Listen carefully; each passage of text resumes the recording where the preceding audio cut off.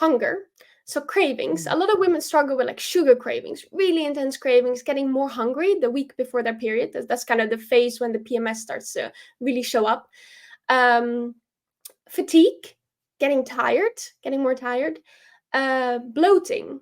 Bloating is really common, so that your belly like expands and it like maybe feels airy or like full, like a balloon. Welcome back to my channel where I post videos every week empowering you to biohack hormone balance in your 30s and 40s.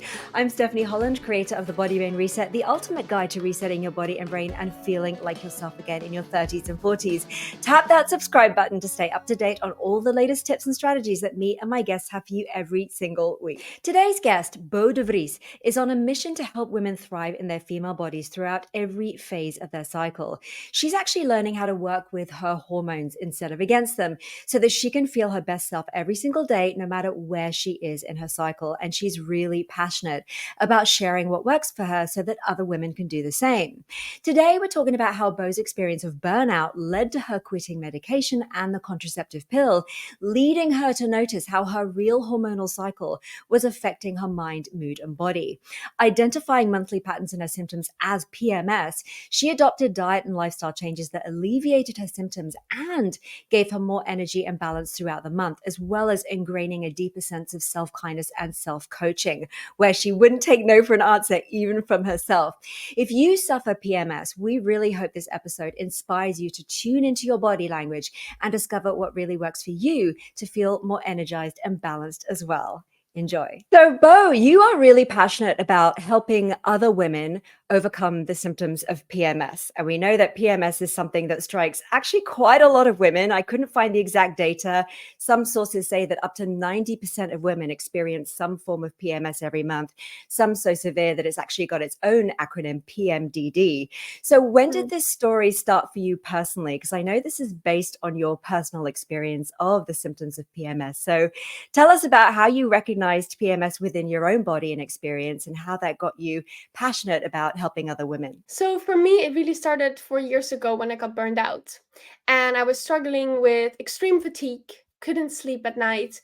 I was having headaches, got really intense mood swings, cramps during my periods. And I got the panic attacks. And that was like a time when I realized, oh, I need to take a break. Like it was my body telling me, like, I'm done. I hadn't listened to what was my body was trying to tell me with the symptoms. I had no idea about that. And so I got burned out, decided to stop studying. I got into yoga and meditation to like learn to calm my body down. And that was when I decided to stop the medications I was taking, because I've had a lot of health issues over the years.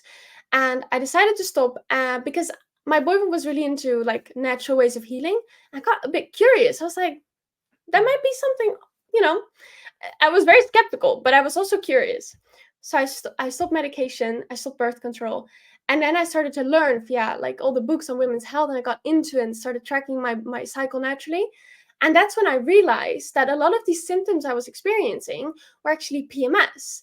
And that's when the ball started rolling, and I started to find out, okay, what do these symptoms mean? And how can I, like, in a natural and holistic way, via lifestyle, get rid of it? So you've quit, at this point, you've quit medication and you've quit the contraceptive pill, and your natural cycle is starting to reveal itself, and you're starting to notice all of these different symptoms. You've mentioned a few, but could you just give us, you've researched more, obviously, because now you're sharing this with other women. Could you just give us like a top line summary of what are the most common and prevalent PMS symptoms that women go through?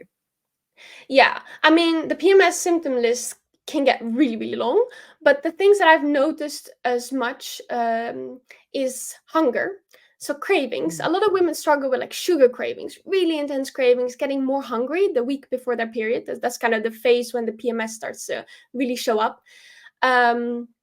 Fatigue, getting tired, getting more tired. Bloating. Bloating is really common, so that your belly like expands and it like maybe feels airy or like full, like a balloon. That's something I really had as well. Mood swings, right? Like, I mean, it's in our whole society. Oh, you're so moody, you must get on your period. That's the whole message that we get out there. So the mood swings, like getting irritated one day and then crying suddenly and then getting angry, like really like going up and down the waves. So mood swings, acne as well, like that's very common. I had that very intensely, and while I got on this journey, I started to see the patterns, like when is my acne showing up, and why. So that was very interesting. And then headaches. Some women experience like migraines or headaches or like that. I think those are like the ones that I see the most. Yeah. Actually, brain fog. That was one I wanted to add. A lack of focus, like having a hard time concentrating, doing things like, yeah, the brain fog is, I think, a big one as well. It's so interesting because one of the symptoms, or I guess side effects in a way, of perimenopause is that existing PMS can worsen, particularly the mood swings and the breast tenderness, because those fluctuating hormones fluctuate more. They get higher and they get lower. And so PMS can intensify. So if women don't already recognize that their PMS is caused by the hormonal changes, from cycle to cycle or within the cycle, then they're also going to have a really tough time in perimenopause if they don't connect those dots. So it's really important to recognize that a lot of these symptoms they might experiencing, well, if they're connected to hormone fluctuations throughout their cycle, that there's actually a lot of dietary and lifestyle changes they can make to kind of soften those symptoms or maybe even alleviate them completely. And I know that you've found a sort of blueprint that works for yourself by sort of going through lots of specific dietary and lifestyle changes. And this is what you share with other women, what's working with you. So, Bo, I know that one of the steps that's really worked for you to alleviate your symptoms is balancing your blood sugar. And I know that this really kind of hinges around changing, well, not only what you eat, but how you eat. So can you tell us a little bit about that? Yes, absolutely. So balancing our blood sugar is very important because it's connected to our cortisol levels, our stress hormones, and those are impacting our reproductive hormones. So when we balance our blood sugar, we can balance our female hormones and regulate our cycles and a lot of the symptoms that we experience with that. And I love what you say because it's not necessarily about what you eat, it's more about how you eat the food. And one of the things that's really helped for me is starting my day with a savory breakfast. And that means prioritizing good protein sources, a good healthy fat, and then some good carbohydrate, and then with lots of fiber, so lots of veggies. Having that like savory breakfast instead of a sweet one has worked me give like stable energy. Another thing that I started doing is walking after a meal. And it can be like as small as 10 minutes. Because what we do when we walk after a meal, our muscles soak up more of the sugar that we just had. There's more of the glucose. And so we balance our blood sugar with that. So it's very easy and it's also very nice for digestion. So walking after a meal, very easy thing to do. Drinking apple cider vinegar is a little, maybe you have to try it. So what you do is just have a glass of water and you start with like a teaspoon of apple cider vinegar and just mix that through and drink it with a straw to protect your teeth. And what this does is it tells your muscles, again, to soak up more of the glucose from the food. So you eat it, you drink it before your meal. And that, again, helps to balance your blood sugar. And it's very easy to bring with you if you go out for dinner, for example. And another thing that's worked really well for me is having a veggie starter. And a veggie starter is important because in vegetables we have fiber, and fiber create a layer in our intestines. So anything we eat after that, it goes much slower into our bloodstream. So if we would just eat sugar, it goes directly into our bloodstream. But if we have that layer of fiber that some foods naturally contain, like fruits, we avoid that sugar spike, and it becomes a lot more gentle. So the veggie starter can be like the size of the carbohydrates that you're going to eat. And then lastly, making sure that every meal contains a good protein source, a good healthy fat, a good amount of fiber, so veggies, and a good amount of carbohydrates. Those are like having those and then knowing what to eat first. So starting with your veggies, then your proteins and healthy fats, and then your carbohydrates last. That will really help to balance your blood sugar. So those are like a few very small tricks, but you'll notice like if you start with them, they have a big impact. Yeah, all of that is just fantastic advice and has really worked for me as well. I love the savory breakfast. Oh my goodness. My favorite is vegetables with a fried egg and kimchi. And then I put Tabasco sauce on it. So that is definitely not a recommendation because that might not agree with everybody having Tabasco in the morning, but it really works for Yeah. me. And I noticed a huge change in my energies when I switched to the vegetables for breakfast. I also just want to reiterate for everybody who doesn't know that all whole foods contain a ratio of protein, fats, and carbohydrates. So as long as you're eating fruits and veg and nuts and seeds and legumes, and yes, of course, animal proteins as well, or animal foods, they all contain various ratios of protein, fats, and carbohydrates. And just by learning what ratio each food has, you can kind of create the correct ratio on your plate that really works for you. Also, I want to share something about apple cider vinegar because that doesn't agree with my system. And I know that for a lot of people, it might just feel too strong in their stomachs, especially on an empty stomach. So, what works better for me is just putting lime or lemon in my water. And I believe that that is creates a sort of similar effect in the body, but but maybe works better for people who are a little bit too sensitive, like I am, to the apple cider vinegar. All right, cool. So let's talk about healthy carbohydrates, right? So I know that you eat or focus on eating more complex carbohydrates. So tell us a little bit about why you do that and which carbohydrates you love adding to your plate. Yes, carbohydrates. I think a lot of these food groups can get a lot of bad rap, and it's very important to know that it's about quality. So I consider myself a qualitarian, which means I prioritize the quality of the foods that I eat. And why do we increase carbohydrates? That's because in this part of our cycle, like we say, we need to increase our calories, but we also need to increase our carbohydrates because the progesterone, the hormone, the female hormone that's present here, needs a little bit more glucose. And if we don't give that, that's also where we get cravings. So I love to add a good sweet potato to my meals. Sweet potatoes are my favorite source of healthy carbohydrates that are complex, which means they don't spike my blood sugar immediately, but they are more gentle. And also I love some nice fruits, and I love like eating a little bit of like good quality 70% or above dark chocolate, which also has a lot of benefits. But the carbohydrates that I love are slow burning carbohydrates from nature, and that could be, like I said, sweet potato, a beet, or normal potato, like anything that has more starch. I love chickpeas, just like my favorite carbohydrate form as well. So those, beans also contain more of that starch.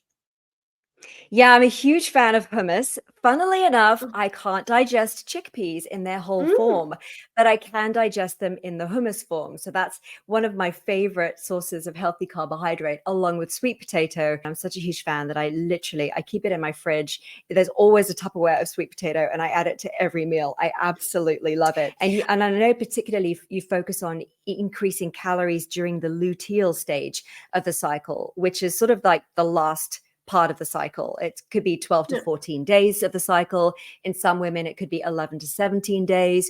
We know that only 16% of women have a 28-day cycle, and it's more normal. The range is between 21 and 35 days. So why do we need to listen to those hunger cues and eat more calories?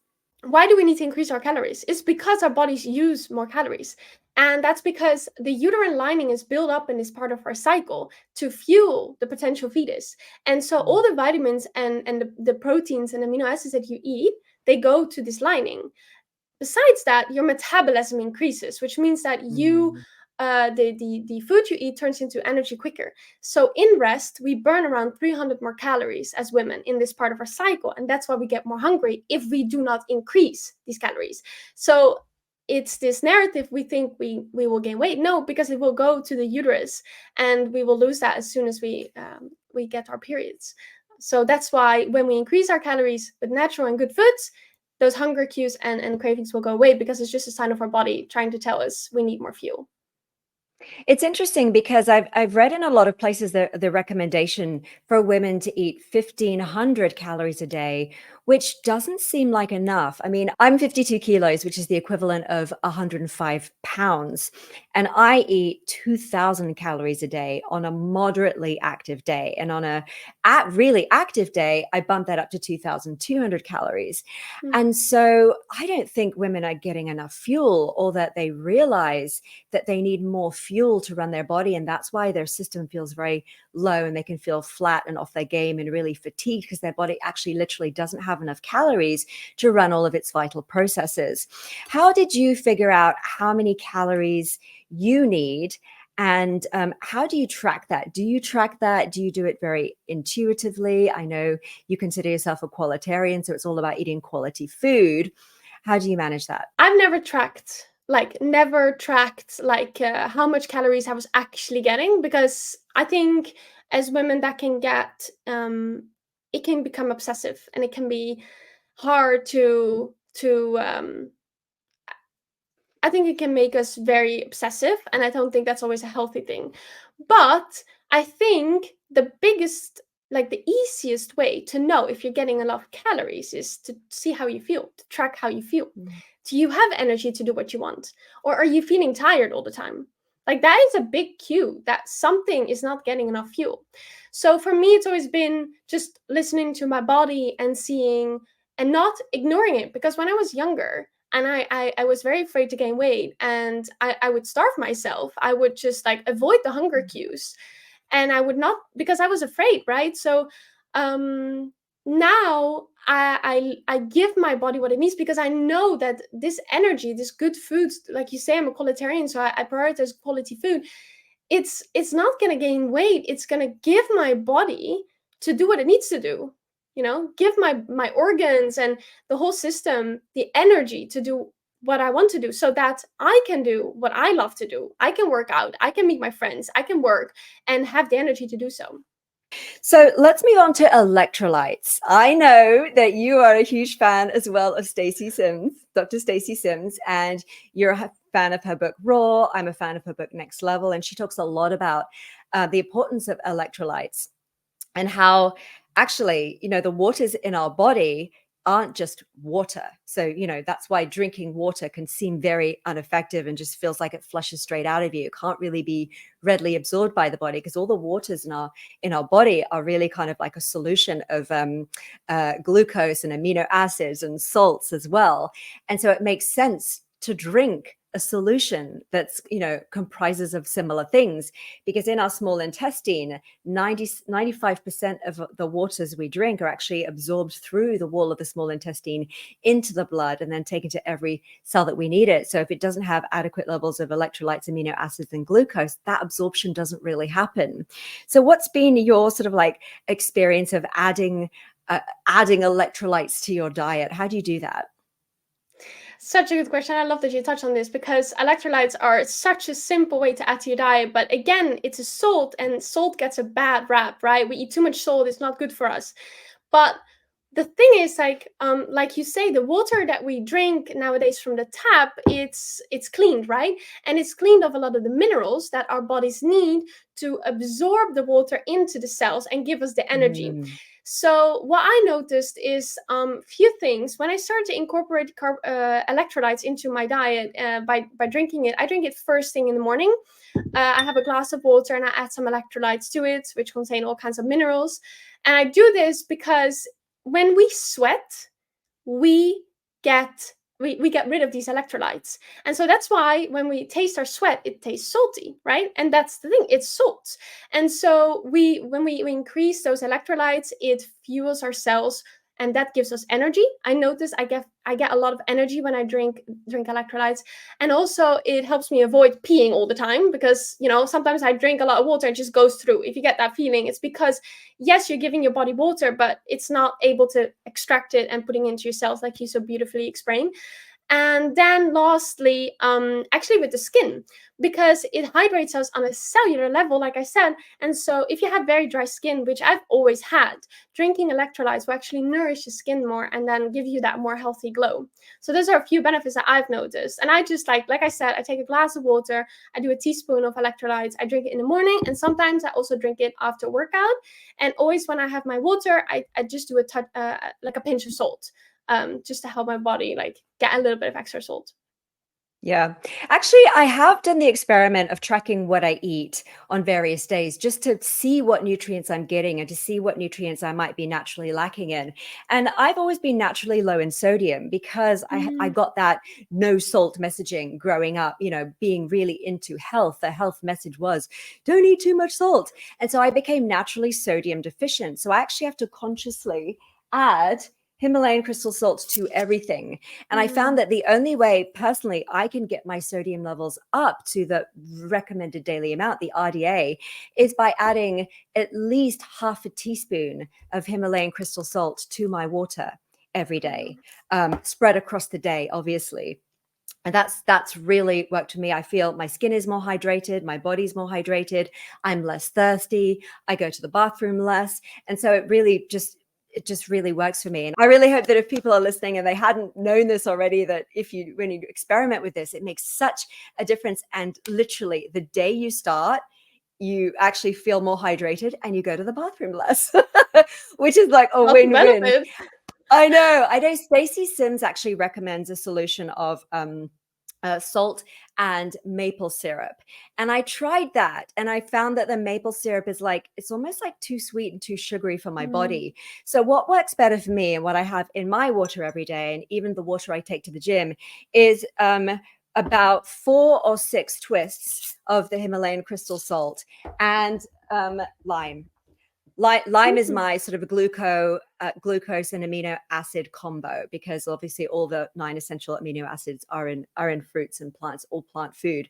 So I get my sort of like little solution that way, and it makes such a huge difference. Like, what would be your advice to say? I mean, if we bring it back to the PMS symptoms, a woman is suffering with PMS symptoms every month and she's really fed up of it and she's sick of taking ibuprofen and her doctor can't help her and she's on the contraceptive pill or not on the contraceptive pill, but she's like, what would be the first step that you would recommend just to kind of like start on that journey of self-discovery? I love it. I think the first step to do is track your symptoms. Actually, write down, how do you feel? Do you feel tired? How's your energy levels? How's your focus? How is your belly feeling? How is your mind feeling? How's your skin looking? And also to track how the things that you're flushing out are looking. How is your pee looking? How's your poo looking? And how is your period Mm. blood looking? Because they can like tell you so much. If your pee is very dark in color, that means that you're not getting enough water. And so Mm. knowing what these things mean can really help to know what your body needs and is lacking of. So that's the first step I would do, is to track your symptoms and to find out what's causing it for you. Bo, thank you so much. Thank you so much for inviting me. I absolutely loved sharing and talking about this. It's amazing. So I love that we sat together and did this together.